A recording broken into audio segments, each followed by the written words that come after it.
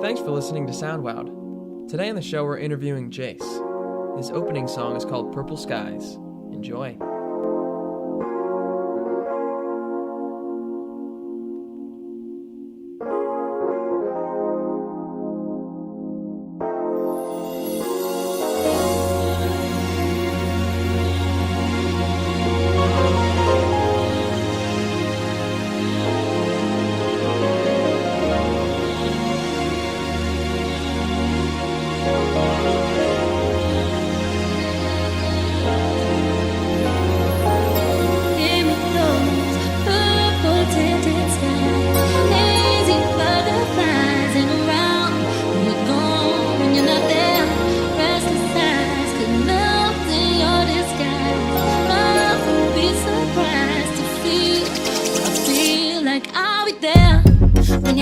You're feeling like you can fly,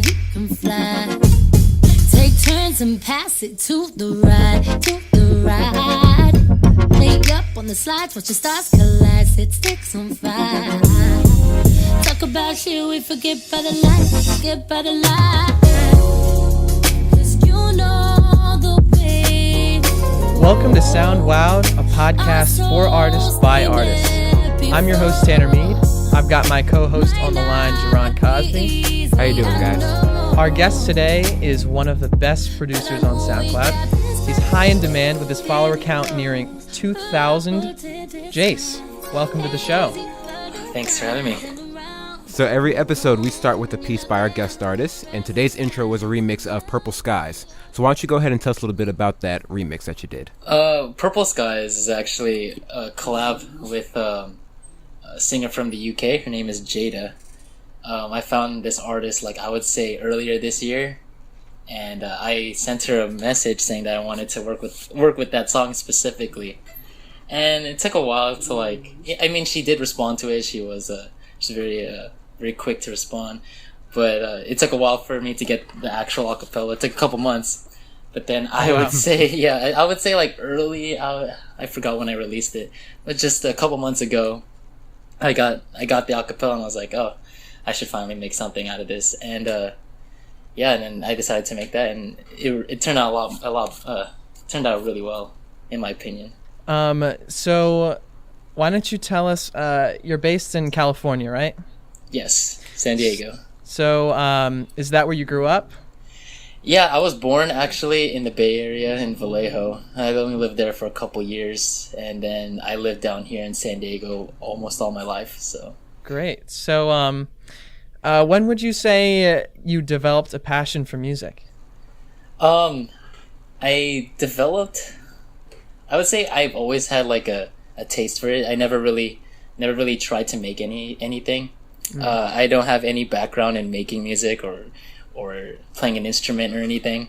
I just enjoyed listening to it, and I would say throughout high school I used to dance hip hop. Oh, nice. And what I wanted to do was I couldn't find the music that I wanted to dance to, and so I thought what if I just make the music that I want to choreograph to, because I remembered the Jabberwockies in America's Best Dance Crew used to do that. Mm-hmm. And I was like, maybe that's innovative. I could make my own music, make my own beats, and just hit the ones that I want. And I decided to give it a shot when I was a junior in high school. And I would say it took well over 4 years to really master that craft. Yeah. And I didn't start really taking it seriously until my freshman year of college. And that's when people started to really recognize me, and I was like, maybe I should just focus on this rather than dance. And so I decided to really tune my craft and keep working on it, and just keep releasing stuff and trying to network myself to other artists out there that I see fit to my style, and try to work with them and collaborate. Nice. You have a really interesting style. Who would you say your big influence are? Who really inspired you to create your own music? Let's see. Of course, when I started listening, my previous style was I would say that swingy jazz hip hop boom bap. So I would start making beats reminiscent of New Jabez and J Dilla and a lot of that stuff. And then I would as the SoundCloud scene started to become bigger and more artists started to arise, I think I started to I followed I think Selection when I was like first starting out, and I followed Esta when I was in high school too, when I was like a sophomore in high school, and I noticed that his style was like changing, like just like mine. And then when he was in Selection, I noticed, I found other artists like Taku, I found Sango, and then later on Samji, and I was like, oh, these are like top influencers, and I would say like I wouldn't borrow, but like I'm influenced mostly by their work and really look up to them. Nice.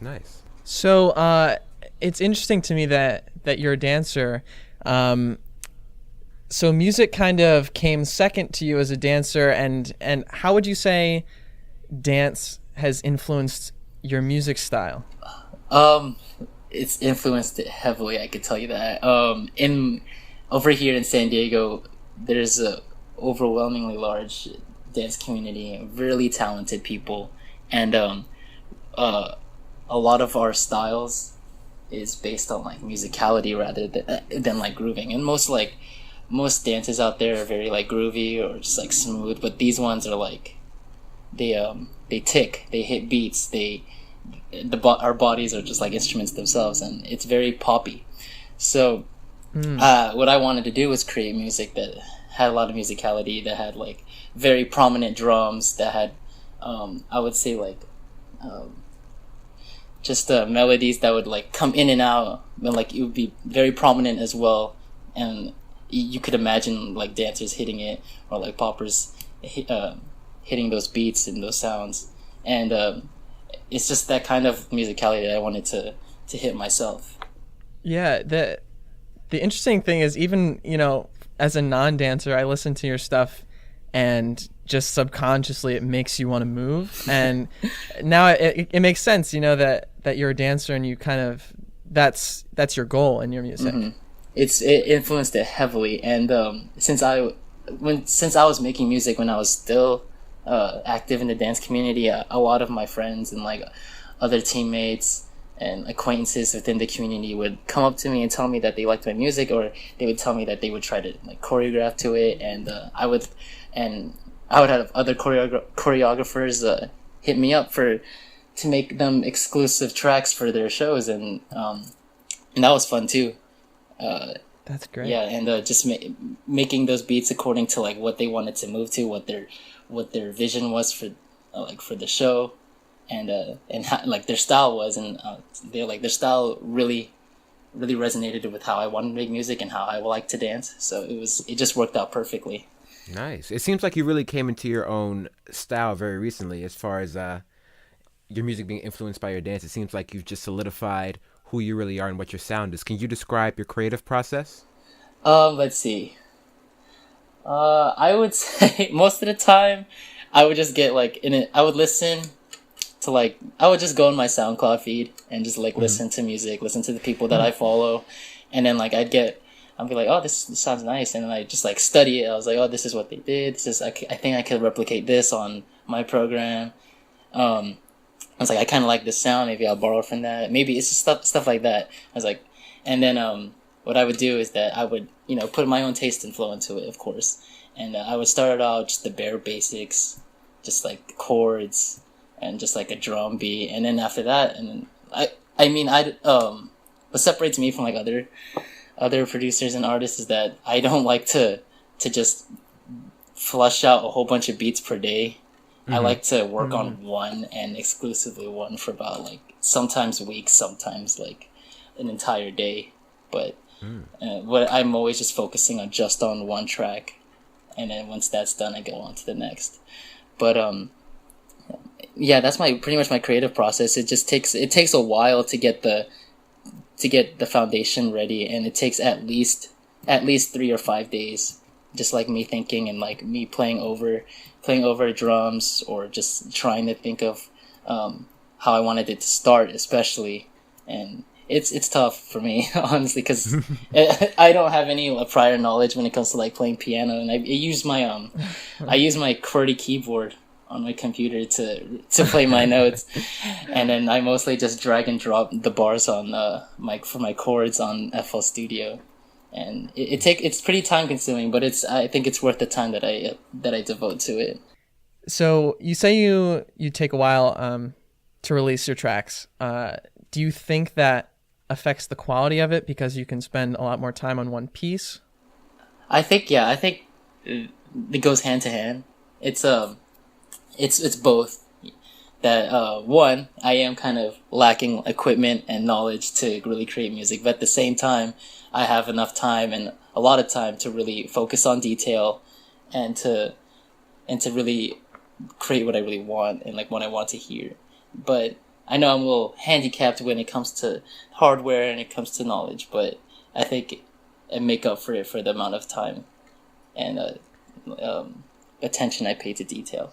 So since you have no technical knowledge of music, how is it trying to take what's in your head and put it on the computer? I mean, is it difficult? Is it frustrating?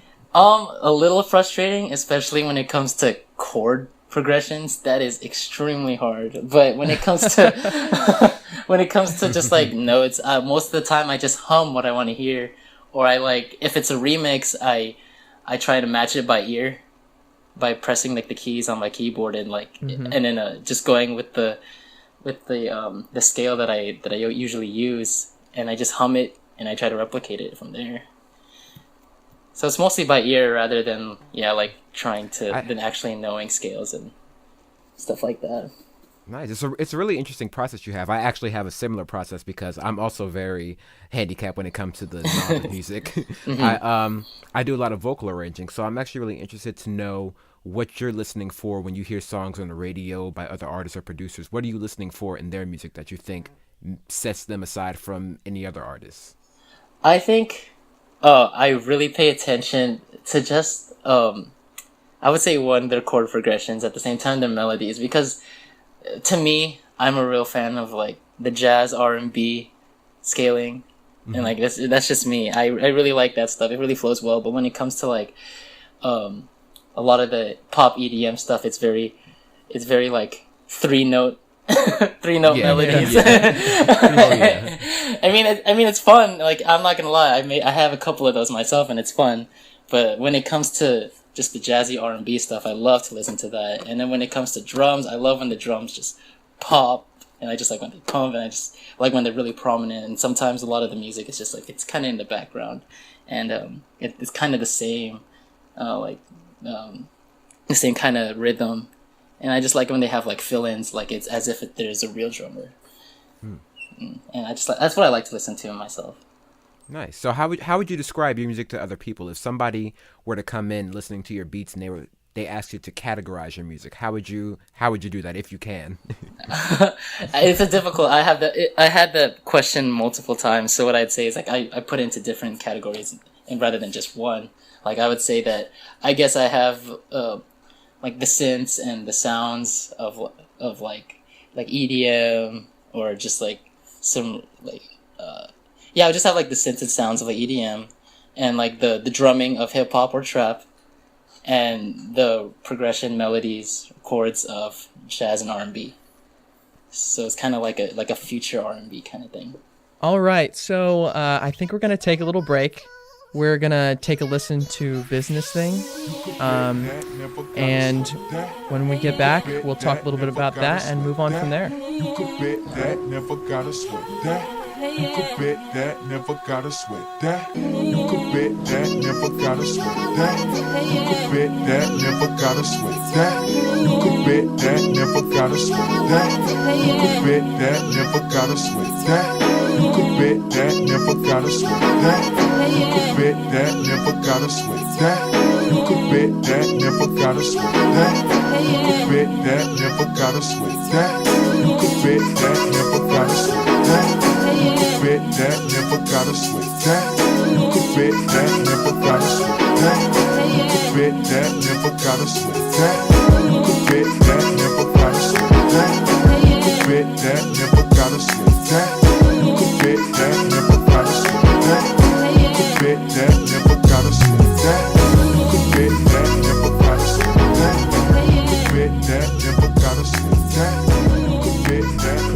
that was "Business Thing" by Jase. Why don't you tell us a little bit about your process for that song? I started that song actually about a year ago, like from this time. It was part of my "Who's This" EP from last August, and it was like, I think it was the 5th song. It was the last song I worked on, and I really wanted to really end the EP with like something fun. Mm-hmm. And I remember listening on SoundCloud. I think it was Hans. He had a remix to "Sure Thing" by Miguel, and I was like, wait, I kind of want to do something like that too. And I was just messing around, like trying to make something, and then I realized it's kind of on the same key as the Business by Youngberg. Mm-hmm. And I was like, maybe I should try to do like a little mashup thing. I'm pretty sure people would like that. And I tried it, and I was like, wow, this is perfect. And it was hard too because I couldn't find an acapella for "Business Thing." So what I did is that I just kind of just took the parts that didn't have the drums, and especially in the beginning when there's an acapella, and like there's certain parts in the song where just the background or instrumentals just cut out, and I would just cut from there and try to paste them back together. And it came into that, and I really wanted to make something, around the 80s, 90s BPM, and something that was just really groovy. And again, it's kind of like one of those 3-note songs, and I thought, it kind of seems like your style from your "Who's This" EP. It almost seems it's very beat driven, and your drops are very, very specific, and they're creative. It's not just like a regular EDM drop. When you're thinking of putting those drops in, what kind of inspires you, and how do you find those different ways to change it up? I really don't know how I want to like make my drops different. I just make the drops that I want, So it's basically just how your mind works, how your musical interests influence your music in general. Yeah, and a lot of times, like most drops are just just usually kick, bass, snare, and then like melody, and I usually just like to do that. And I personally like to have like the bass come in, I would say like a beat or two after when the bar begins for the drop. I mean, that's like that's a personal personal kind taste. of a little delay. Yeah, I like doing that. I don't know. When it comes to like drops, I don't know like what I like to do different. I feel like it's just like any other kind of drops, to be honest, like my own. But yeah, I just like to change it up, and I love adding like drum fill-ins sometimes. But I know this one didn't have any, and I think that's just like my style when it comes to like those drops. Can't really categorize it or really explain how I want it to be like and how it is different. Now, I know for some artists, especially in my case when I'm writing stuff, if I get halfway through a project and I feel like it's something that I don't want to work on at the time, sometimes I'll put it to the side and save it. Are you one of the artists that you may get into a project and then put it to the side, or do you trash your things that you feel like just aren't working out for you? How do you go about that? I feel like every artist, like one of like us, it just has something to put on the side, and of course there are people that decide to throw it away, but I always like to go back and to really work on it. I personally don't like unfinished stuff, and I like to go back and just like see if I can add anything, listen over it, and sometimes it's been months or years since I've really touched that project, and what's cool is that in those months or even years or weeks even, I noticed that I've like kind of gained more experience on like because of the other songs I made, and I was like, maybe I should try doing that kind of stuff or doing what I've learned onto this stuff, or like what I've been influenced by from my other idols, other people I look up to, and try to like add it to this song. Because at the time maybe I was just having some kind of lull, I was having writer's block, and now I gave it time to really find some stuff and to find inspiration, and I feel that most projects like that deserve a chance to get back. So do you do a lot of listening to your older music to help influence your newer music, or do you listen to older music just to see how far you've came in the past few years? A little of both. I like to listen to my old stuff and like just to keep kind of stick back to what I really want, or what I was started making music for in the first place, and just to like see how far I got to. And sometimes I just like to listen to unfinished projects, and I just like what I said previously, just add on to it. Yeah, a lot of the times I listen to the old stuff, and it's a little cringing at first, but I remember like it's worth it. Like you just got to keep working, and I feel that when you listen to your old stuff, you can notice where you've made improvements and where you could still make improvements, and how it's still some of the stuff you want to work on is still prevalent in some of the work that you have today, and you just realize, oh, I need to really work on this because it's still there. So what would you say is your favorite remix or piece that you've done so far? I know it's a hard question. It's a really hard one.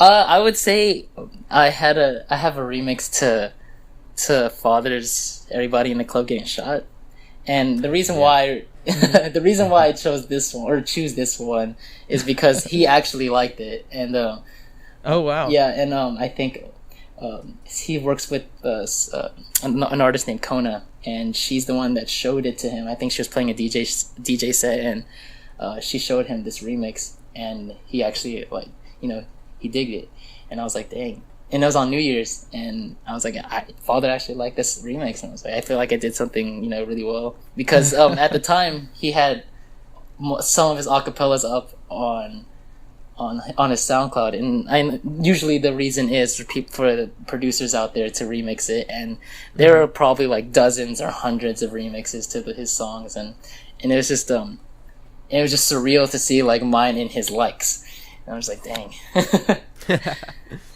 So what would be some of your dream collabs?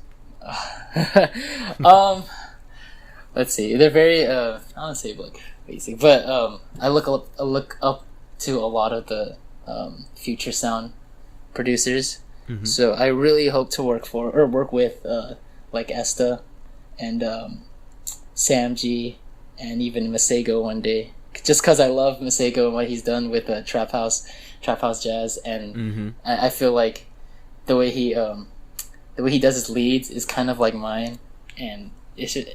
I just feel like we could make something just like really nice. Nice. Yeah. At the same time, like I really wanted to work with like Esta, because I grew up with his music when he was in like when he would just first start out, and it was just before SoundCloud, and just like watched him, it really influenced like my drumming, especially like how I wanted to sound and how I wanted to be kind of different. And it's just like I want to work with the people that like influenced my music, definitely. So where do you see yourself in the future, like 5-10 years down the line? Do you see yourself still making music, dancing more, producing more? Well, I did retire from dance ever since my studio closed down. So I decided to not take that up anymore and just continue making music. But hopefully, I mean, 5 years is a long time from now, and a lot could happen. Yeah. A lot could happen, and I think I am going to keep working on music. Lately I started a platform called Essence. That's it promotes artists of different backgrounds, from actual visual art to dance and to producers and musicians and other kind of artists. I noticed that a lot of the arts can work together and collab, and like it would create perfect synergy. And like the things that like music can create helps dancers and visual designers and artists can create for these for musicians, for like their branding and their stuff like that. I just want to collab all these different types of artists and share everyone's fan bases and just follower bases. And I thought that I could probably do this, and hopefully within those 5 or 10 years I could get this platform up and running, and in like a good place that I wanted to. And at the same time, I also want to keep developing myself as an artist and a musician. It's hard to juggle all these, and especially when I'm in school and I want to get a degree as well. Mm-hmm. And it's tough, but I see myself working hard to get to that place in 5 years. And I don't know where I could see myself in, like, as a musician. Like, I hope to be playing shows. I hope to be touring. Like, that's a dream, of course, but I just have to keep working to get there. And I hope to see myself in 5 or 10 years around that. So what advice can you give to other artists and producers that are trying to get their work out in the general public today? To other musicians, artists, producers, I would say, for one, when it comes to your work, I would say to not try and bring out so many beats per day. I think it's best to just really hone in, or really zero in on just one, and just put all of your time and effort into really focusing on the details of it and making it sound the way you want, making it even different if you wanted to, and not just to bring out beats just because you just want to have something out there. Of course it's quality over quantity at any time. And I would say also, personality wise, is to not be ashamed of really looking up to who influences you, and also not try too hard to be different. It's hard to, it's, of course you want to be different, we want to be something new, but then there's those sounds that just sound too different, and you can't really, we appreciate it because, like, oh, this is avant-garde, this is something new, this is but then it becomes like those what do you call it, like those art pieces that you don't even understand them. But, yeah, you just have to. It's a developing process. You have, like, it's usually going to be like 75% you and 25% like who influences you, and that's fine. Just keep doing that, and then in time you'll find that you've made your own sound. It's not something that you could get overnight, and so don't focus too hard on trying to be something different and new. It'll come in time. Nice. So before we close out, do you have any projects you'd like to promote or anything you'd like to say? I would say, I'm promoting, of course, Essence. It's spelled ESSNCE. Right now we're coming out with monthly radio shows. We're coming out with concept videos highlighting artists of our three backgrounds, which is visual arts, music, and dance, and we'll be coming out with videos for all those three, and we'll be trying to give music that people haven't been listening to or people are, like, not finding, and we just want to promote these people that are really unrecognized talent. And I also personally, I'm working on 2 remixes. One's to T-Pain, what was it? I forgot it was one of T-Pain's songs. I forgot the name. and another one is to Marky Basie and the Kalani remix. It's the Lock It Up. Mm-hmm. And I hope to be coming out with those really soon, if time permits. So. Nice. Yeah. I wish you luck in your endeavors. All right. Likewise. We want to thank you for coming on the show, Jase. You were really great to talk to. Thank you for having me. It was really fun. Of course.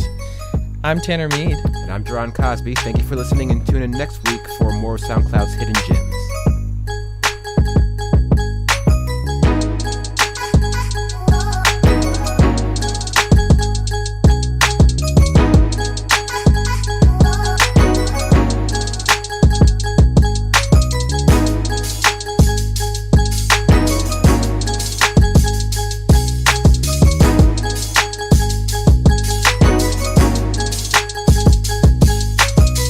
You could bet that, never gotta sweat that.